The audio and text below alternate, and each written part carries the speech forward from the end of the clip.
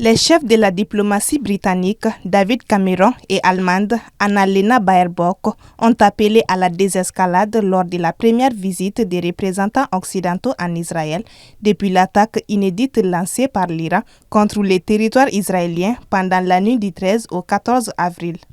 Cette attaque a été suivie des menaces de représailles croisées entre Israël et l'Iran, dans un contexte de vives tensions régionales depuis le début le 7 octobre de la guerre entre Israël et le Hamas, alliés de Téhéran dans la bande de Gaza. Le chef de l'État israélien, Isaac Herzog, a appelé le monde entier à contrer la menace posée par le régime de Téhéran qui cherche à miner la stabilité de toute la région en recevant aujourd'hui les chefs de la diplomatie britannique et allemande.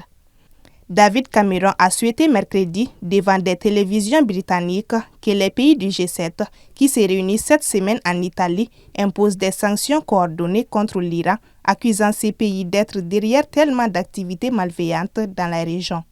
L'Iran, de son côté, a célébré ce même mercredi la journée de l'armée en répétant qu'il apporterait une réponse féroce et sévère à toute riposte israélienne.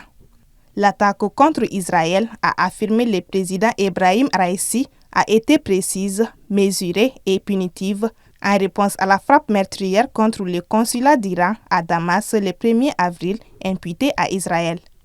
Depuis le début de la guerre dans la bande de Gaza, les tensions grandissent au Moyen-Orient, impliquant Israël et l'Iran, ennemis depuis la révolution iranienne de 1979 et leurs alliés respectifs. La République islamique, qui appelle à la destruction d'Israël, s'était gardée jusqu'à présent de l'attaquer frontalement et les deux pays avaient l'habitude de s'affronter par tiers interposés comme les rebelles yéménites Houthis et les Hezbollah.